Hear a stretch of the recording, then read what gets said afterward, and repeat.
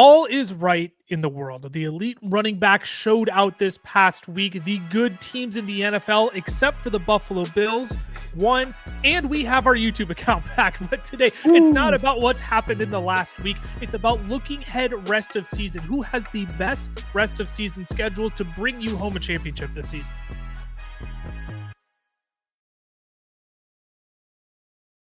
Now, how we're going to go about this is that we have already figured out the top 5 schedules rest of season by position. We'll start with the running back position, go through the top 5 team schedules rest of season, hit the wide receivers and quarterbacks and tight ends to close out the show. But Cameron, the number one schedule rest of season for the running back position is the New England Patriots with Ramondre Stevenson and TreVeyon Henderson. You get a fine matchup with the Jets next week.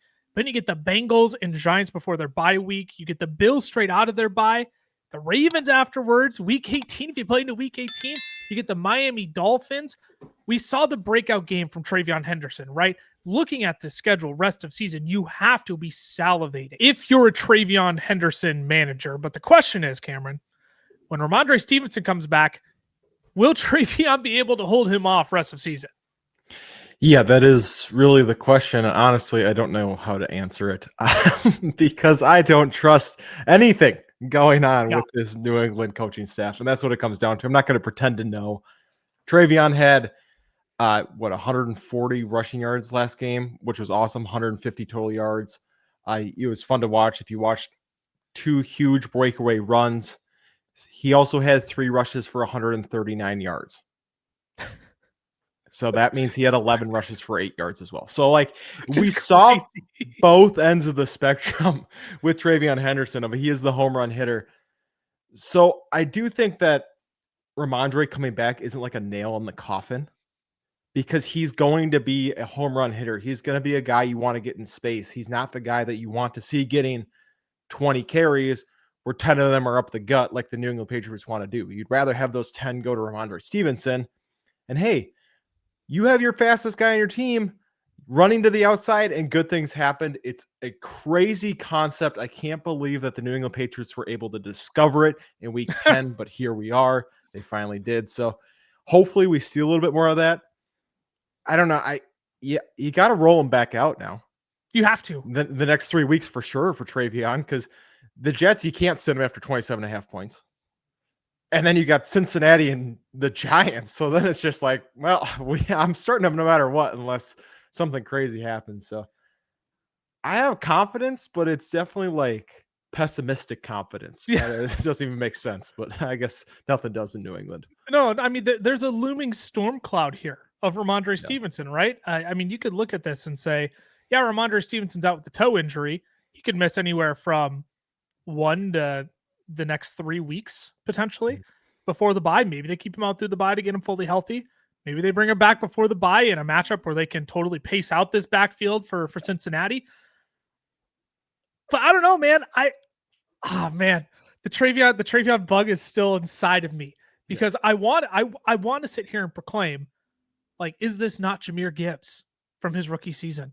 We waited for the one big game. We got the one big game. What is stopping him rest of season? And you're right. The answer is Josh McDaniels, Mike Vrabel, and this coaching staff and their fetish with Ramondre Stevenson. But I look at this schedule. You can't tell me that TreVeyon isn't at least top 20. At least top 20 rest of season. Yeah. You just got to realize it's going to be boom or bust. I would like to see more receiving game work. It was great last game. Only 1 target after 6 targets the week before. The week before, you're like 14 carries, 6 targets. This is the volume you want, then we don't get any. But he's going to have to hit the home run to really deliver, I feel like. So, I don't know. You got to be okay with the variability, but if you're okay with it, I think you're going to get some big weeks from TreVeyon coming up. You're just also probably going to get a couple 4 or 5 point games as well. And I think you named it in your original point of this team finally learned that they're best at running the ball on the outside and not in between the tackles, right? So if they can between the tackles, they're abysmal in between the tackles. So if you can continue creating holes for TreVeyon on the outside and getting him in space, you're going to get more runs of 15, 20 plus yards because the explosiveness has always been there. Somehow it just took until week 10 for us to finally get it to be a reality. So TreVeyon, in my mind, rest of season, he is absolutely top 20. And the only thing stopping him really is this coaching staff under Ramondre Stevenson. Before we dive into the rest of the running back schedules, though, we would appreciate it if you would support the work that we do by hitting that subscribe button and turning on that notification bell as well. Last time I checked, it was like 80% of you who watch our videos aren't actually subscribed to the channel. It's 100% free to you all. So if you wouldn't mind hitting that subscribe button, turning on the notification bell as well. We want to help you win your leagues, but ultimately we want to remind you of the fun and camaraderie, the jittery joys that you get when a player you were banking on all off season finally shows out for you, like I was with Travion Henderson, right? We want to remind you of the fun and camaraderie that does come with the game of fake football that we all play. Let's move on to the second best running back schedule rest of season, the Cleveland Browns. And this is a little bit of a weird one because Quinshon Judkins has been good when he's been on the field this season. He's been very good. I probably shouldn't just leave it at good. He's been very good. The problem is he's hampered by the Cleveland Browns. So Everybody the question I have here, Cameron, it's relatively simple because you're balancing a talented player, a very good rest of season schedule, but poor quarterback play. So what is the ceiling here for Quinshon Judkins rest of season? Yeah, it's I don't even know where to start. If you watched the game, you saw a couple of Dylan Gabriel throws that made you kind of want to poke your eyes out. I have never seen anything that bad. Maybe we'll get Shedeur Sanders. I'm not sure that's that much better. So from a quarterback aspect, it's not going to be great from here on out. And what worries me is, two of those games that are supposed to be good games against the run come against Baltimore and Buffalo. And yes, they give up a lot of rushing yards, but they're also going to score points on Cleveland. Score a crap ton of points. Yeah. So, right, you have that like give and take of it's great that we can run the ball. It's just when our offense can't move except for run and we're down 21-0 at half, we're just not going to be able to run the ball a ton in the second half. But they've shown, hey, we're going to try and run the ball at least. So that's good. He's got 4 games where 20 carries. But he also has against Pittsburgh, he only had 12 carries. New England, he only had 9, played less than 40% of snaps in both of them. So there's that kind of give and take. I just don't see that. I don't think there's a ton of ceiling is the issue with Quinshon Judkins. Right. I think he's a middle of the road guy who's going to get decent volume. Feels almost like a Najee Harris, which sucks to say because if you actually watch him, he looks a lot better than what Najee did his last year in Pittsburgh. It's just everything around him is so bad that it's like he's doing the best with what he's got. He just doesn't got much. Yeah, that's an interesting point you have to balance out here as well. Because, I mean, you brought up the Ravens and the Bills specifically, but even the 49ers, they could put up points on you in a hurry. Chicago Bears on a good day, they can put up points in a hurry on you. I mean, they did against the Giants. The Cincinnati Bengals, if you play into week 18, yeah, great matchup. But, hey, look, Joe Burrow apparently is going to be back by then. You got Jamar Chase and T. Higgins on the other side of the ball. They can put up points in a hurry. So, yeah, there's this fine balancing act that you have to play. But yet at the same time, I look at matchups like the Tennessee Titans and the Chicago Bears. Shoot, Devon Achane had himself a fantastic day against the Buffalo Bills. But I do think you're like Tua Tagovailoa is bad, but he's not Dylan Gabriel bad. Yeah. So that's the other thing you can potentially bank on is, hey, what if we just gave Quinshon Judkins the ball and just didn't put it into Dylan Gabriel's hands so often? I get you need to chase points and throw the ball at some point. So Judkins to me is like a locked and loaded top 15 back rest of season, given the schedule, given the volume that I know he's going to get. The problem is I don't think he has. Okay, who has more upside rest of season, Quinshon Judkins or Travion Henderson? Let's play that game. If we're talking purely upside, I think it's Travion because he's just on such a better team that he's going to have more touchdown opportunities, going to have more breakaway runs. If we're talking if I have to pick one of the guys, give me 10 to 12 half PPR points in a week, I'm going to pick Quinshon just because I think he's going to get that guaranteed volume moving forward. When we talk about our rest of season running backs next week, who's going to be higher, Travion or Quinshon? I don't know. They're probably going to be the same tier for that reason. That's how I view. Right. I'm thinking like they're going to be 15, 16, 16, 17, 14, 15 in my rest of season rankings. Like Quinshon to me just can't elevate himself into that top 12 just because of the Cleveland Browns. But Travion, I also don't think can launch himself there because of the coaching staff that has shown the opposite. Like, it's the opposite. One, the coaching trusts them, and the team's bad. The other coach don't trust them. Team's good. So, So all that to say is that Quinshon Judkins is a fine option rest of season. You just have to factor in the Dylan Gabriel hindrance in this offense. Any interest in Dylan Sampson at all rest of season? I mostly threw him up on the graphic because I think he needs to be rostered as a handcuff almost everywhere. Yeah, I think that's kind of where he is going to fit. They've shown, unless they're getting absolutely blown out, that they're just going to stick with Quinshon Judkins and he's just going to run the ball. I mean, 90 or no, I'm looking at the wrong guy here. I was looking at our next player we're going to talk about, and I was like 96% snap share. That can't be right. But he's playing up over 70% snap share with Dylan Sampson in the backfield. So I think, yeah, he's a handcuff, and that's kind of where he ends at. Let's stick to same division here. Third best schedule, rest of season, Cincinnati Bengals and Chase Brown. Look, we've seen him finally start to turn it on. Joe Flacco means something for this offense. The running lanes are finally starting to open up for Chase Brown. It's a simple question here I think we have to ask. Chase Brown is running back blank rest of season. Fill in the blank. I hate that question. I hate it because they're always the worst questions. You're stuck into like a confined answer, even though like you're not going to give a confined answer.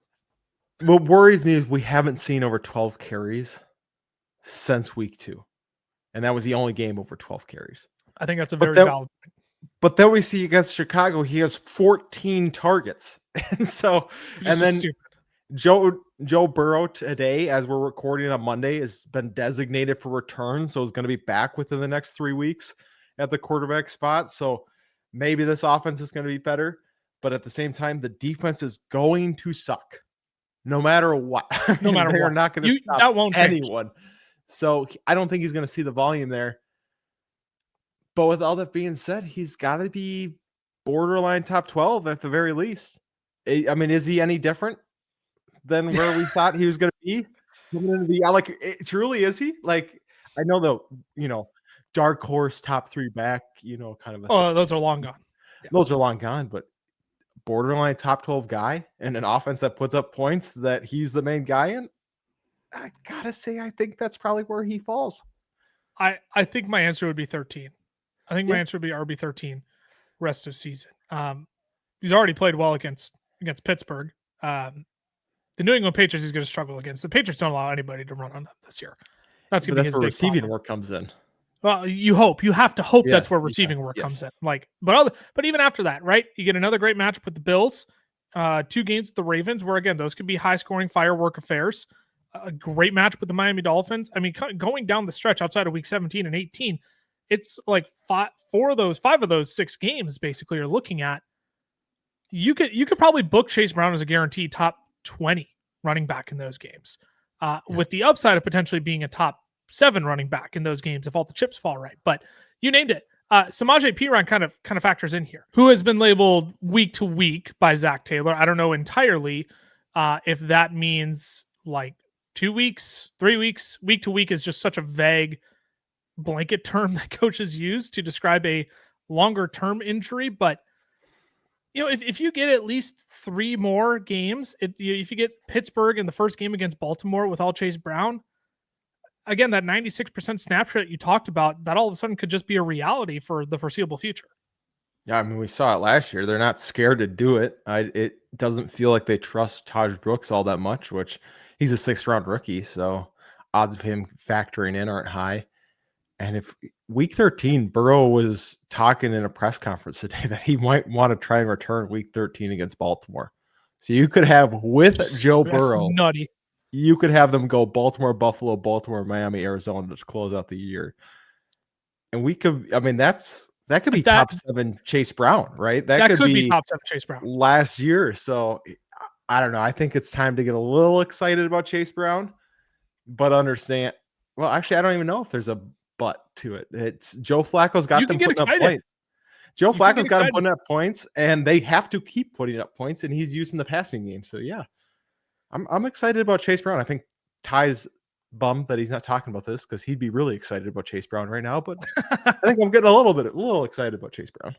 No, I think you can start to have hope if you're a Chase Brown manager. I get he might have sunk you up to this point. He might be dead to you at this point because you might be, you might be 3-7 at this point in your fantasy league because Chase Brown has sunk you that bad. But If you are in the running still with Chase Brown, or if you have time to go buy Chase Brown yet coming out of his bye week, like now's the chance. I think this is like your last chance to go ahead and do that before a league winning stretch for him. The fourth best schedule rest of season we'll move on is the Washington Commanders.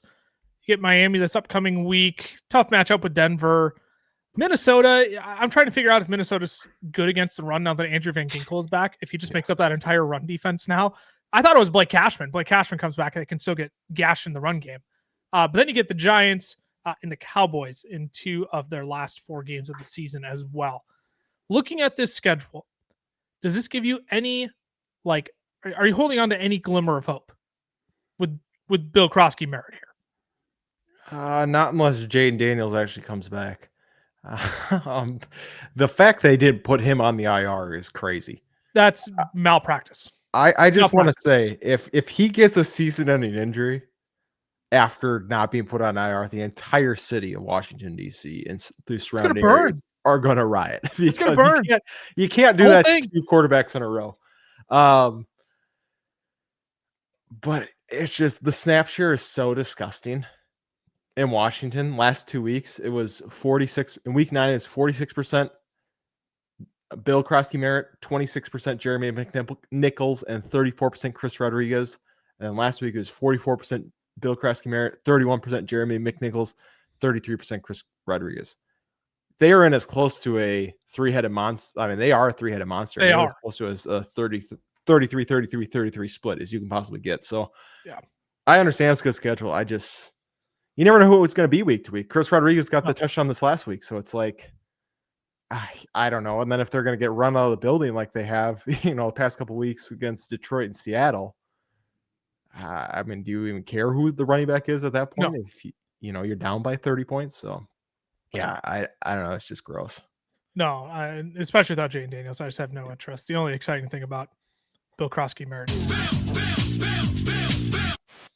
that's like the only exciting thing you can say about him right now is that he has a cool drop on almost every single podcast that you listen to. We won't mince any more words, waste any more words, on Washington Commanders running backs. Instead, we'll talk about our third AFC North team, the Pittsburgh Steelers. Also a great schedule coming down the stretch. It's like the division can't play defense. Cincinnati Bengals. Hey, you get Chicago Bears, Buffalo Bills, Ravens, Dolphins. There you go. Gets tough rest of the season, though. Week 16, 17, you get the Lions and the Browns, who are 2 difficult matchups for the running back position. But leading into that, you get almost like 5 straight very strong matchups with the running back position. I know you hate the question. I'm just going to ask you again. Jaylen Warren is running back blank rest of season. I think he's got to be right around Travion and Quinshon. Oh, you're going okay. Maybe a little bit lower, but he is what I was hoping Caleb Johnson would be this year for them. You see him between 13 and 18 carries a game. He's getting 2 or 3 receptions on the ground. He hasn't scored many. He only has 3 total touchdowns on the year. So obviously that's, takes away from it. But you even look at the Minnesota game where he missed. All that work went to kind of Gainwell. Gainwell pulls up 27 points. You go, ooh, is he going to be the guy? He steps right back into his same role. So, I mean, he's the running back there. It's not necessarily always pretty, although that hurdle he had this last week was nice gorgeous against the Chargers. But I mean, it's consistent. Like, you got to give him that. Like, it's between 10 and 15 PPR fantasy points a game, and that's kind of what he's going to continue to get for you, I think. So he's a good roster piece. I mean, if he's a running back 2, running back 3, I'm not too upset about it, actually. Yeah, I was going to say, to me, he's a strong running back 2 rest of season. I'd probably put him like RB. My gut says 19 rest of season, 18, though. 19 is what I'm thinking. Right. Though I think he there's room here in this 5-game stretch for him to give you like top 15 production. No problem. Yep. Once you hit that Detroit and Cleveland games, though, he's going to be tough to trust in your fantasy championship weeks. He's going to be one where you're going to be genuinely asking, do I start or sit Jaylen Warren? He's going to be one of those fringe guys that you might be looking to play some better matchups instead of Jaylen Warren. But I mean, going down the stretch, he's going to be a guy who I think he can get you into the playoffs. He can get you into the semifinals of your fantasy football leagues. I have no doubt about that because this schedule is really, really good.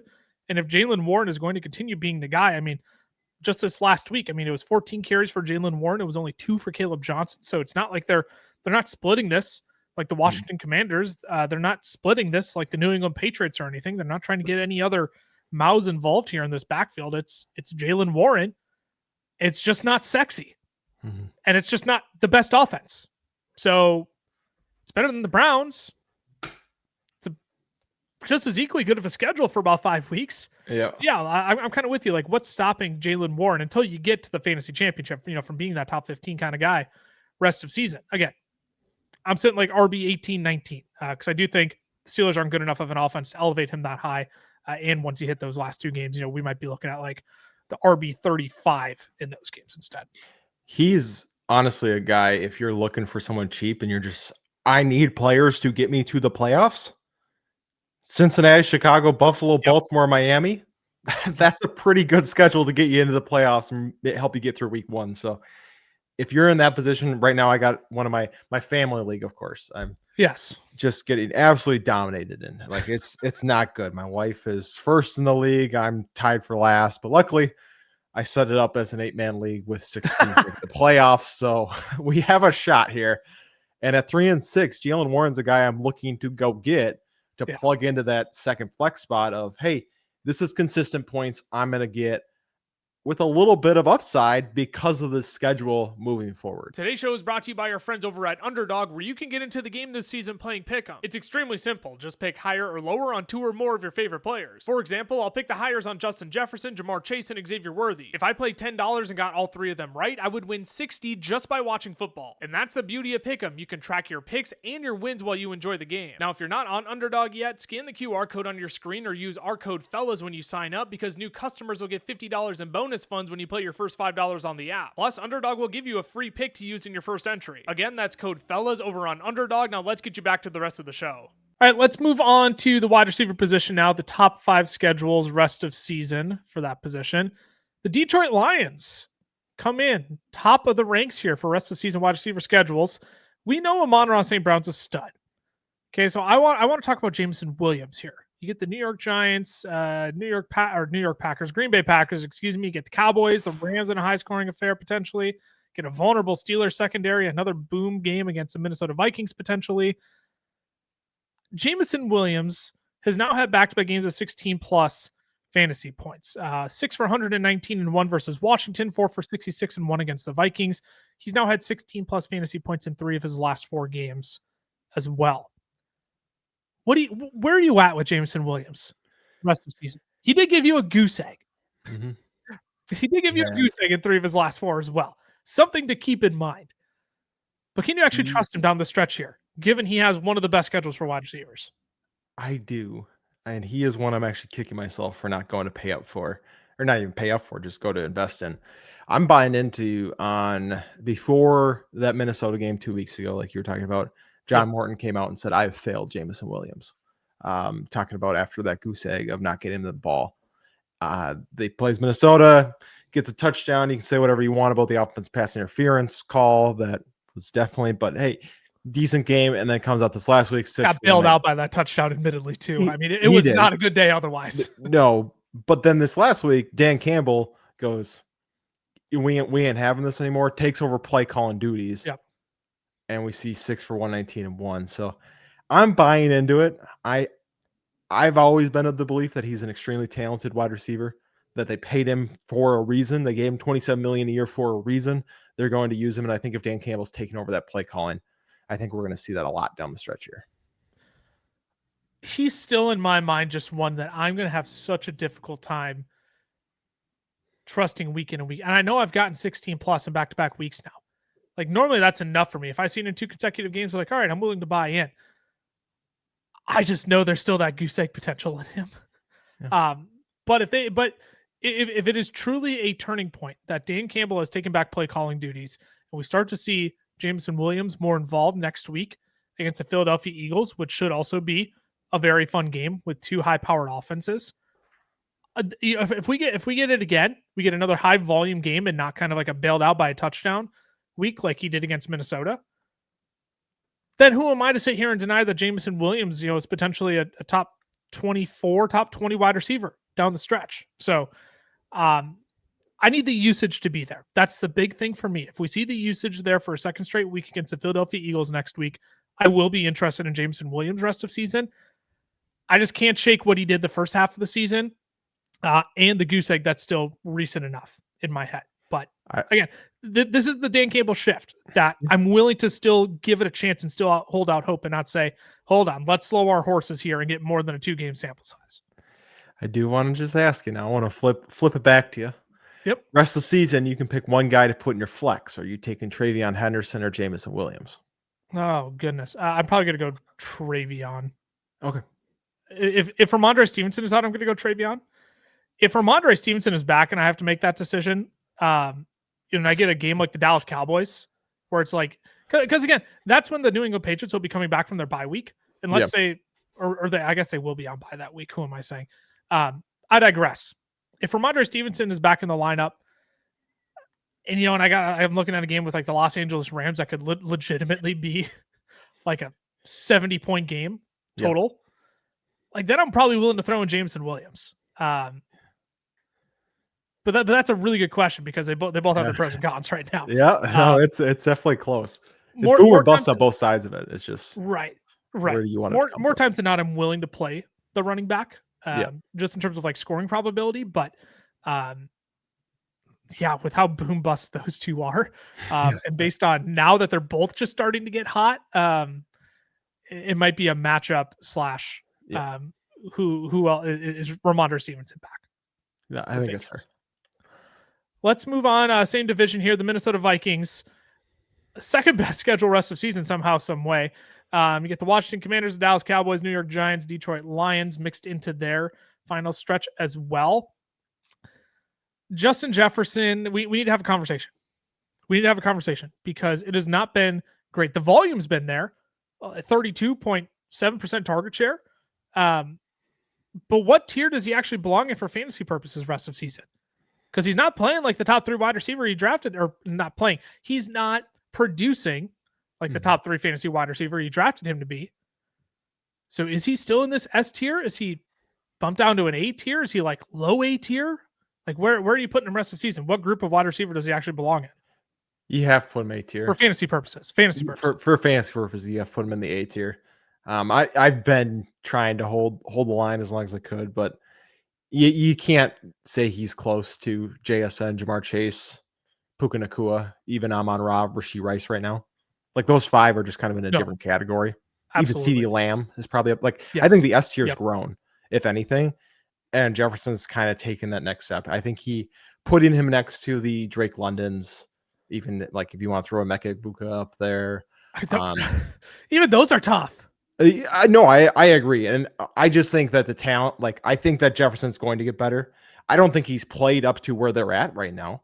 Right. If I could go back and you said, hey, you had to pick these guys for the first 10 weeks, I'm going to take both of those 2 over Jefferson. But I still think he's talented enough. I think they're going to figure it out. I think Kevin O'Connell you hope, right? We've praised him as this great coach. I hope he's able to look at what they did this last week and go, throwing it 20 yards down the field every other. Wow.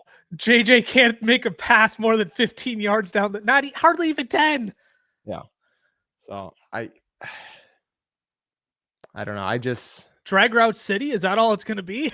I don't know. You got to think they're going to do something to simplify it a little bit for him. He still got almost 700 receiving yards on the season in 9 games, right? He's still 7th in receiving yards. So they're still using him. He's still top 5 in targets. I think they're going to figure it out a little bit, but it's going to be a rocky road. And I don't think he has that ceiling that we've seen in the past. No. And that's the killer thing here is that there's no, the ceiling is substantially lower and the floor is substantially deeper.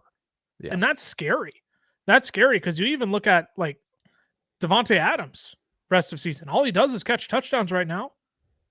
Would you rank him ahead of Justin Jefferson rest of season? Oof. I'm like that. Like those are the names you're considering. No, I mean, it's probably fair too, honestly. I just don't think I could, but what he's been able to do, especially the last 3 weeks, it's probably malpractice not to rank him higher. It's right. MVP Matt Stafford right now, but right. Emeka Egbuka, another one where all he's doing is catching touchdowns. If Mike Evans and Chris Godwin are out, he's the one in Tampa and a good offense still. Yeah. That's one where it's like, I might be ready to rank Emeka ahead of Justin Jefferson rest of season.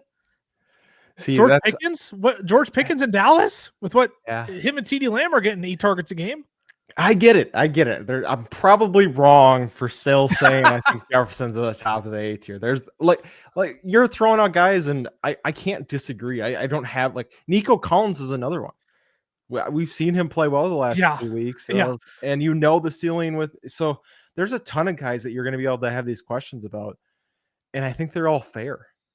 And I don't blame you for pivoting to another guy, but I think the schedule's juicy enough getting to go Washington, Dallas, New York, finishing with Detroit at home, that I'm willing to take that chance of, hey, I think hopefully they can turn it on at the end of the year and get me those spike weeks that I know I should have gotten from JJ and just haven't.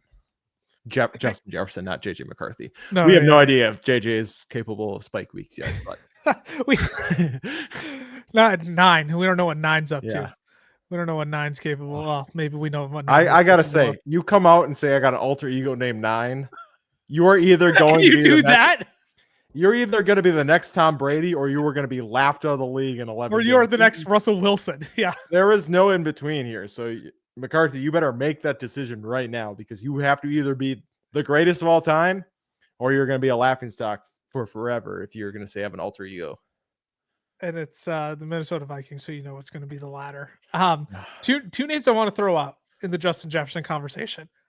One of them I know you're gonna enjoy. Jalen Waddle. God, he's been on fire too.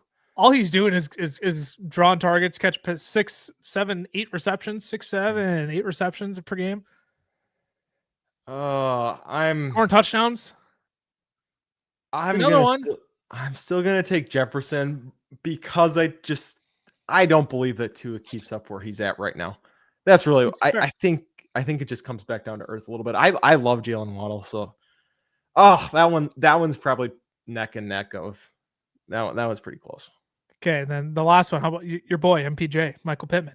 Oh, I'm taking Jefferson. MPJ is propped up on touchdowns, and everybody knows it. And I love him. I don't think he's a double-digit touchdown guy, and that's probably what he needs to be to get there. Although until this last week, volume had been good, 9, 12 targets, and then we see 2. But back half of the season schedule is not great for MPJ, so I'm going to lean Jefferson there. We'll move on to maybe a more fun offense to talk about. The Philadelphia Eagles. Question mark. Yeah, I guess you could say question mark. That's fair. I would prefer to talk about the Eagles offense compared to the Minnesota Vikings. Yeah. I think the Minnesota Vikings offense makes me want to rip my hair out.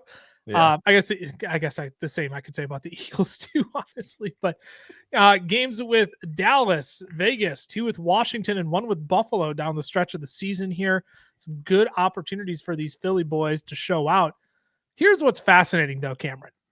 In the first 7 weeks of the season, A.J. Brown was the wide receiver 33 in points per game, while Devonta Smith was the wide receiver 21 in points per game. So in terms of rest of season rankings, how close should these two actually be, and who should be ahead of the other?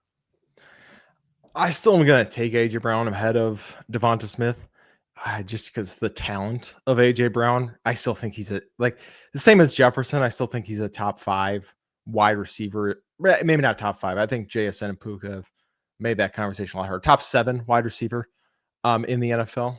And so I think talent's going to win out there. I think the boom weeks are going to win out. But they got to be very close, because Devonta Smith's been awesome. He's showing, hey, you want to run zone?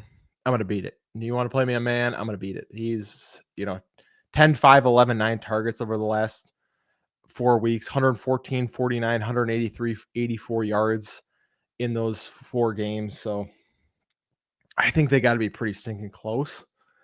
But I think I'm going to give the edge slightly to A.J. Brown, just because of big playability and touchdowns that we see A.J. Brown get on a year-to-year basis. Well, and you bring up the volume for Devonta Smith. I mean, it's been there for A.J. Brown, too. It's, you go to week 2, 8, 10, 9, 9, or 8, 10, 9, 8, 9, and down to 6 against Minnesota. But that doesn't really matter when he scores 28 fantasy points. It was the wide receiver 4 on the week, right? The problem is we need something to happen with those, because even on those targets, going back to week 2, the wide receiver 67 wide receiver 4 in week 3, and the wide receiver 94 on 9 targets, the wide receiver 48 on 8 targets, wide receiver 19 on 9 targets is fine, but again, then on 6 targets, that wide receiver 4 finish against Minnesota. It should be closer than we think. They're both top 20 rest of season. Oh, yeah. Correct? Sure. Yes, definitely. Do either of them push top 15? Oh, I think both do, honestly. Devonta Smith's wide receiver 14 points per game on the year right now. And he feels like he's disappointed the first half of the season. He was on a tear weeks 5 through 9. Over the last 4 weeks. Yeah. And I think AJ Brown obviously was dealing with a little bit of a hamstring injury. You get the bye week to kind of come back off of that. Now they are playing tonight. We do want to name that up front before we record. We do not know how they played against Green Bay, so it could all be, something could happen, right? if something crazy happened, then just be injured after this, or AJ Brown could pout his way to the sideline and sit with hurt feelings for the next 6 weeks, and we just don't realize it. Yeah, exactly. So I think that they're both top 15 guys. I think borderline top 12 for both of them is probably in between the top 15, top 12. But I'm gonna have them probably back to back, honestly. Let's talk about another elite duo of wide receivers next. 4th best schedule for wide receivers the rest of season. The Cincinnati Bengals. Games against Pittsburgh, Baltimore, Buffalo, Miami, Arizona. You can throw on a little bit, but primarily you're looking at the Steelers, the Ravens, and the Bills and the Dolphins, and you're salivating over those games if you're an owner of Jamar Chase or T. Higgins. Here's your crazy stat. In week 7 through 9, when Joe Flacco finally took over, in half PPR formats, Jamar Chase and T. Higgins were the wide receiver 1 and the wide receiver 2 in points per game. Both were averaging over 19.5 fantasy points per game. So we know Jamar Chase has overall wide receiver 1 potential rest of season. Nobody's debating that. But what do you do with T. Higgins rest of season? What's his ceiling? Especially with the context of, hello, we might get Joe Burrow back, which is just like came out of left field this afternoon. What do you do? Where's T. Higgins at rest of season? Do you like? I mean, it's ADP end of draft time was wide receiver 13. Yeah. Like, we finally starting to get that? Are we getting return on that? I think so. I mean, this is a guy who was top 5 in points per game last year. He only played 12 games, but he was 5th in points per game when you have both of them. And now you're we're seeing it. There are 3 players on this team who do anything at this point. It's T. Higgins, Jamar Chase, and Chase Brown. And that's really both sides of the ball because Trey Henderson leaves every game injured. But T. Higgins obviously has a much lower floor. That's going to be a given week to week. But the boom weeks have always been there across T. Higgins' career. And if you're in games where you're playing New England, Baltimore twice, Buffalo, you're going to throw the ball. You're going to throw it a lot. And if it's Joe Burrow, Joe Flacco, I don't think it matters too much right now. Touchdowns are going to be scored. Yards are going to be got. Jamar Chase is really hard not to rank him 1. I understand Puka, JSN, probably CD, and Rashee Rice all have. You can make the argument for them to be there, and that's fine. I don't think I can rank anyone above Jamar Chase right now. Just what he's done the last 2 seasons. Yeah. T. Higgins probably right around where I have AJ Brown and Devonta Smith. That's probably what the ranking is going to look like for those 2 for me. Again, you look at that sample size from week 7 to 9. T. Higgins, the wide receiver 15 in expected fantasy points during that stretch. Again, that's even on a bad game with the New York Jets or against the New York Jets, where only drew 2 targets, got 1 of them for a touchdown. So he got bailed out, obviously. There's that downside with T. Higgins, but the upside is this offense consolidates to its 2 best weapons and is looking at chasing points in I don't know if they'll be chasing points against the Steelers, but could we get another Thursday Night Football game like we got before where these teams are just going back and forth and back and forth on each other? That's possible. The New England Patriots offense is red hot. They could be chasing points in that game. They will. The Ravens, that could be a fun shootout. The Bills, absolutely. The Ravens again, absolutely. So all I'm looking at is opportunities for Joe Flacco or Joe Burrow if he is truly back for that Week 13 game against Baltimore. What I'm looking at is a potential opportunity here for both of these guys to be top 15 easily. I mean, Jamar Chase is top 5 easily the rest of the season, but T. Higgins, I think, could easily be top 15, if not top.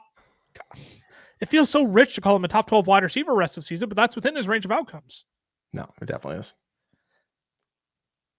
Gross team. We won't spend much time on the Cleveland Browns here. 5th best schedule. He had the Ravens, Raiders, 49ers, Titans, Bears, Bills, Steelers, and then Bengals to close out the season.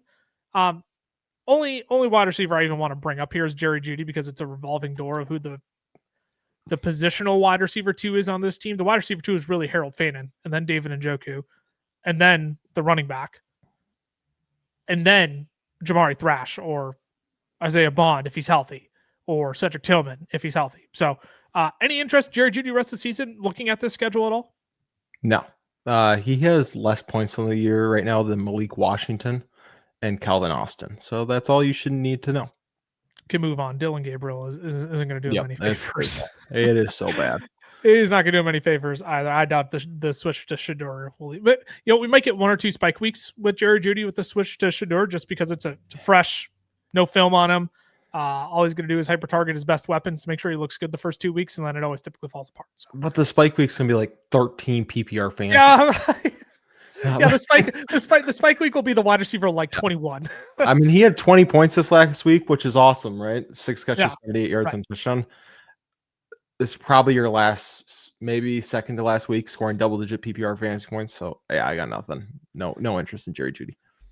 Well, before we move on to the quarterback tight end position, to see if you got any streamers out there on your waiver wire, or potentially some stashes at the end of your bench that could be league winners as well. We go live every Sunday. We don't talk about that very much. We should really talk about it a lot more, but we go live on Sundays to help you answer all of your final lineup decisions. If you want a second opinion on who you should be starting or sitting every week, we always give you our thoughts. So again, make sure you hit that subscribe button, turn on the notification bell as well, so you know when we go live every Sunday morning, and when you know all of our recent content goes up as well. Quarterback position, we can kind of fly through the quarterbacks and tight ends here, Cameron. I don't want to bore people too much when you're not as in dire need of these positions on your fantasy football teams. And admittedly, once you get to the tight ends, it's all kind of dart throws anyways, right? But Lamar Jackson rest of the season does have the best quarterback schedule, getting teams like the Bengals, Steelers, Bengals. Again, the Bengals twice is really just like, if you play the Bengals at all, you pretty much automatically make this list. You're probably tired of hearing the Cincinnati Bengals at this point. Lamar Jackson still top 4 rest of season? Yeah, he's quarterback 3 in points per game right now. I don't really see why that changed. If anything, he's probably just going to get better. He's so scary good. There's a chance he's going to be a top 15 quarterback, probably top 10 quarterback at the end of the season. He's missed 4 games. Right, and that's how many? Like in overall points, not just points per game, like overall points. Yeah. And he's missed 4 games, so he's unreal. And you give him this schedule, it's like a bunch of games he's either got a bad defense he's playing against, or has to put up points. Yeah, I think it's going to be a lot of fun watching Lamar Jackson. Yeah, that AFC North stretch of Cincinnati, Pittsburgh, Cincinnati it's going to be fun. Those are going to be some games you're going to want to tune into, and definitely start all your players in those games as well. JJ McCarthy, look, running out of excuses here. Great schedule to close out the season. You got the Chicago Bears, Green Bay Packers. That'll be a tougher matchup. Seattle Seahawks will be tougher. But again, Commanders, Cowboys, Giants, and he didn't play half bad against the Detroit Lions at Ford Field just 2 weeks ago. Can we get let's just pause and do an honest assessment on JJ McCarthy. And if you've watched our show for some time, you know we are Minnesota home and bred. We do follow the Minnesota Vikings. We would pledge our loyalty to the Minnesota Vikings. So I don't want this to come across as like we're trying to explain away or come in with like a biased lens. I actually think my take on JJ McCarthy is much more critical than others. But where are you at on JJ McCarthy based on what you've seen through 4 professional football games, which I think is important context. 4 professional football games. He has 3 top 14 finishes from a fantasy perspective. So there you go. It might not be pretty, but he gets some work on the ground. He's going to be around the end zone. So I think he could be a streamer, right? Especially those 3 games, Washington, Dallas, New York, where you're in desperate need. You're right now. I got to leave. I'm playing almost any quarterback against Washington at home too. I'm playing almost any quarterback against Washington. T-Law is the quarterback that I'm rolling out right now. If JJ McCarthy's on the waiver wire, I'm probably pretty, pretty okay Pretty with interested. rolling the dice there on him because he does have decent upside. From an NFL perspective, he's got a lot of growing to do. He's Oh, gosh. 22. I don't know. It's frustrating from the aspect of a Vikings fan of can we just let this guy play out the rest of the year? And then at the end of the year, we can start to make decisions on him, of hey, should he just needs time to play. And we can see you see the good and you see a lot of the bad, and there's going to be both. And I think the issue is too, from the Vikings perspective, is people expect them to be back at 14-3 again, where they were last year, or 15-2 or whatever they were, 14-3. Yep. And that just was never going to happen with It was JJ never gonna McCarthy. happen. And so you're judging him against that line. So I don't know. I think from a fantasy perspective, is he worth a dart throw?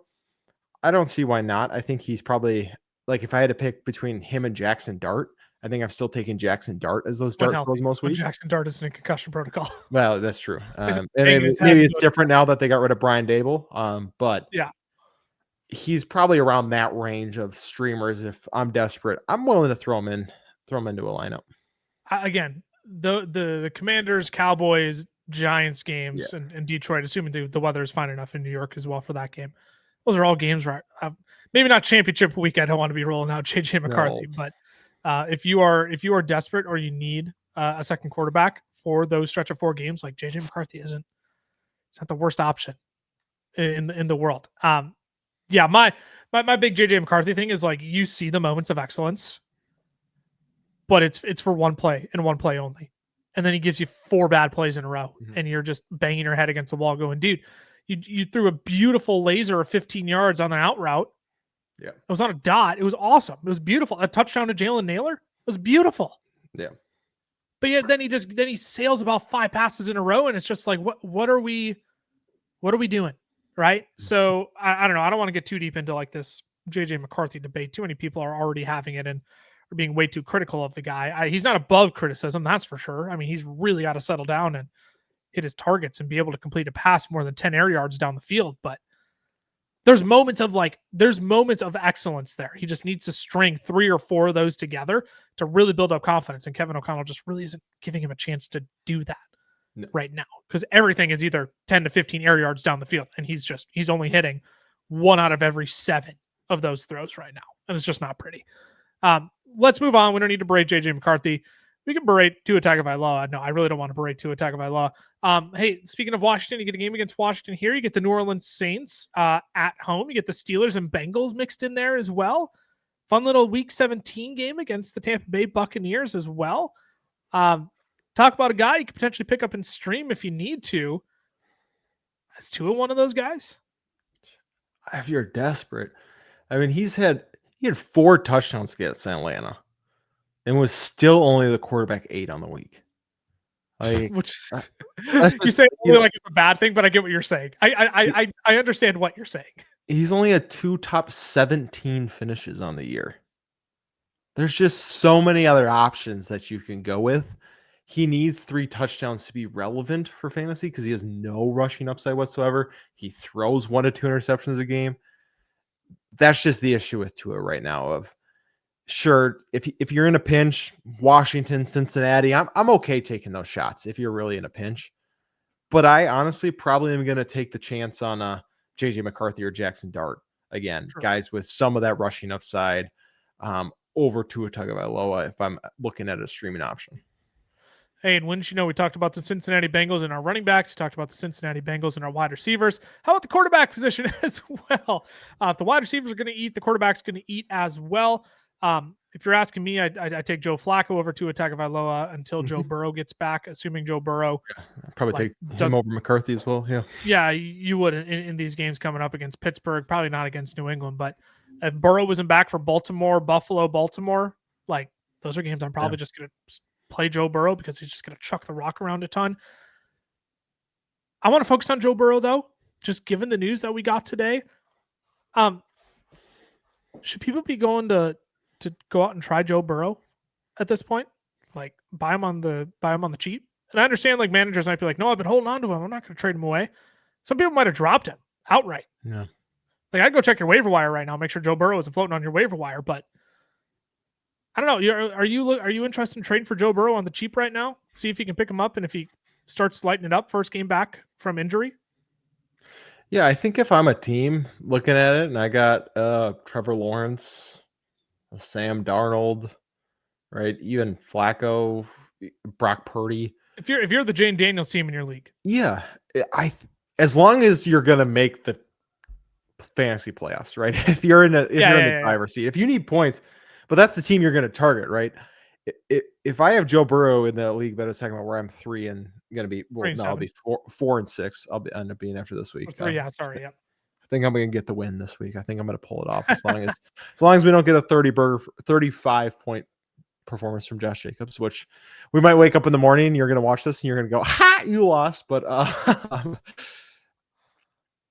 I think that in that league, if I had Burrow, I'd be trading Burrow to look to get a piece, right? I'd be okay with moving it because it is this unknown. But if you're streaming quarterbacks every week and you're like, I'm still doing really well, Burrow could be that missing piece because we know he can average 20 plus fantasy points per game. So I think he's worth the risk if you're in that position. I don't know how cheap you can actually go and get Joe Burrow for. If the manager is making you pay full price for him, absolutely not. Then you don't do that, obviously. But if the manager is looking to make a move for the playoffs themselves, and they're fine if they've been streaming a Sam Darnold and they just want to keep playing Sam Darnold the rest of the season, who has been playing fine.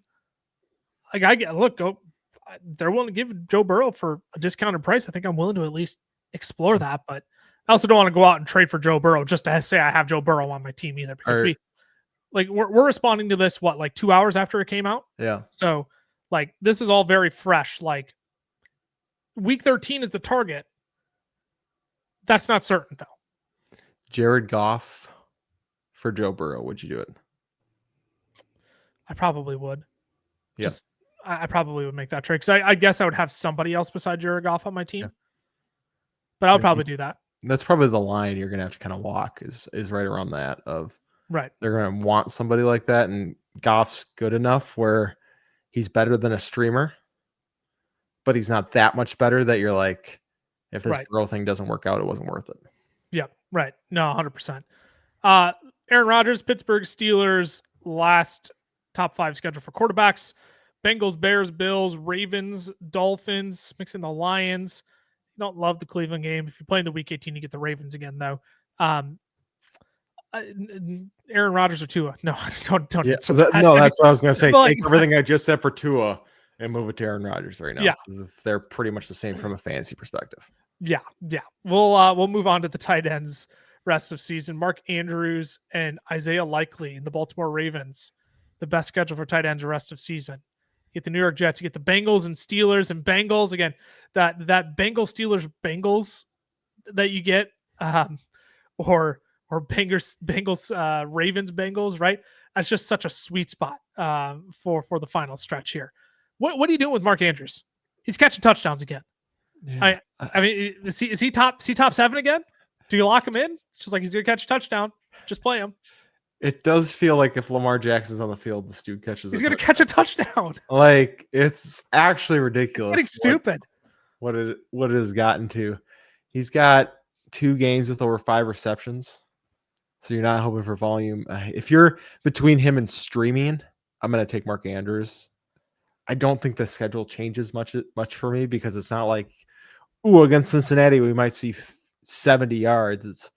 We're probably still going to see 25 yards, and he's more likely to catch a touchdown than not in that one. At this point, I think my opinion is you can do worse than Mark Andrews. And prior to these last 2 weeks, it's been you can probably do better than Mark Andrews. It's like I feel like I don't have a strong take. If he's going to catch touchdowns, he should be in your lineup. The problem is you got to play him in matchups that you know he's going to catch a touchdown in. I'm probably you play him against Cincinnati, you play him against Pittsburgh. Those are the 2 games you for sure lock him into. Are you sold on playing him against the Jets, against the Browns? I'm not. Those are 2 teams that have been relatively good against tight ends this year. So I'm not stoked to play Mark Andrews in either of those games. But if I know it's going to be a high scoring affair, Mark Andrews is much more likely to catch a touchdown in those games if the team's in the red area. I don't know. There's about 3 weeks there. Again, Cincinnati, Pittsburgh, Cincinnati. Those are the 3 games for sure that I'm locked and loaded playing Mark Andrews is probably a top 5 to 7 option. Yeah. That's where I'm at. Miami Dolphins, second best schedule rest of season. Washington, New Orleans. You get the Steelers and Bengals mixed in there as well. Darren Waller's still out on IR. I'll kind of ask you the same question that I did around Joe Burrow. Any interest in going and trying to scoop him up on the cheap right now, keep him as an end of bench stash? Who is that other guy in the Greg Dulcich, baby. Greg Dulcich. What the heck? Fill-in tight end. What happened Tight to end for Dulcich? Miami. Oh my goodness. That if you're listening to the audio, you gotta come look at the That is a manly man right there, Greg Dulcich. That is wild. Didn't even recognize him year over year. Yeah, the stash and the long hair. It looks like it's like a costume. He let the hair go. Yeah, he let the hair go. A costume. For Waller, I might trade the last guy on my bench. Sure. If I have an IR spot, or pick him up, because I'm sure there's a lot of leagues where he's just on waivers right now because he's been hurt. I'll for get 3 those weeks. roster percentages. Yeah. So if that's the case, sure, I'm okay taking the chance. I don't know. It's a pec.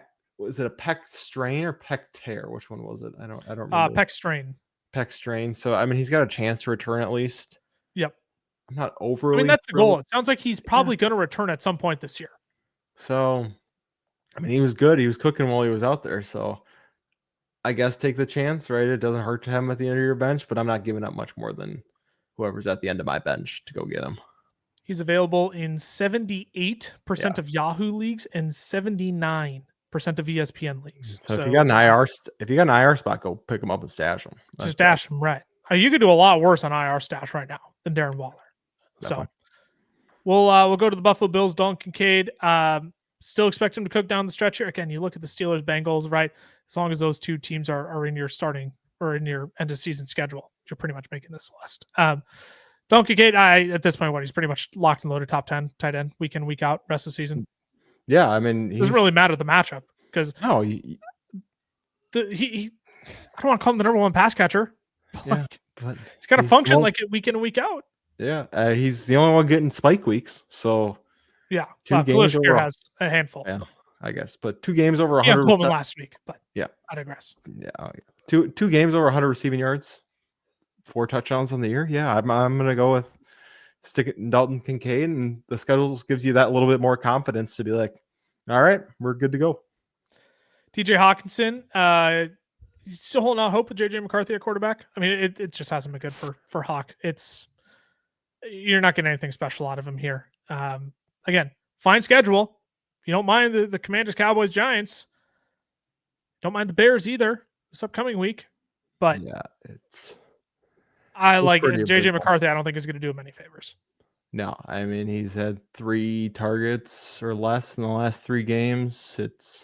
He hasn't hit 50 receiving yards in a game so far. I mean, he's a streamer at this point is essentially what he is. We'll wrap it up. Atlanta Falcons. Kyle Pitts. Actually, a pretty decent schedule to close out the year. You get the Saints mixed in there. You get the Bucks, the Cardinals. Handful of solid matchups in there. Yeah. Correct me. I was going to check one more team. No, those are the only teams I wanted to make sure I highlighted for sure. Where do you put Kyle Pitts rest of season? Is he a top 12 guy? Yeah, probably. He does just enough to give you hope and then kind of buries. Right. And then just buries you. Yeah, right. And so I think that's going to be the way he is, which is more consistent than most tight ends. So yeah, if you got him, he's probably your starter. Most consistent than every other year he's been in the league. Exactly. So he does enough that I think he deserves to be in starting lineups. It's just not exactly what you want to see from on a week-to-week basis. No. Seattle Seahawks. That was the other team I wanted to make sure I mentioned in his home stretch as well. Seahawks are top 10 in points given up to the position. So that might be a game you can go ahead and fire him up as well. We'll put a pin in everything there. A little bit of a different episode today. It was a lot of teams, a lot of names to cover. So sorry we didn't get to go in as depth as we normally do with some of these players, but we'll be back tomorrow with some trade targets. We'll be back later this week with some starts and sits as well. And I want to make sure I say thank you for bearing with us. I know most people won't be tuned in at this point, but thank you for bearing with us over the last week. We were getting ready to record on Monday, and next thing I knew, my phone is getting blown up with 6 verification notifications asking if it's me trying to sign into our accounts. Next thing we know, poof, we just lose complete access. So we fought long and hard to get those back. We're sorry we couldn't bring you all content last week. You probably felt we were a little bit rusty today. I feel rusty. I'm like, at the end of this, I'm like, oh man, did I just talk about football for 65 minutes? I feel exhausted right now. Yeah. So we're getting back into the swing of things as well. But thanks for your patience and understanding while we took a brief hiatus last week. We were still posting over on our shorts though. So if you want more of that content, we post those over on Twitter, FFLas over there. The FFLas on Instagram, Fantasy Football Fellas on Facebook and TikTok. We're over on our YouTube Shorts channel. No, we weren't actually, but hey, you know what? Now that we're back over on the YouTube Shorts channel, you can tune in there as well. Fantasy Football Fellas Shorts. We'll be posting over there still as well. Personal socials, I'm at Lucas Wenzel on X, Camlaw, FFF for Cameron. Like I said, we'll be back tomorrow. Cam and Ty will be back with trade targets. All three of us will be back on Thursday for starts and sits ahead of week 11. Take care, y'all. We'll see you then. Deuces.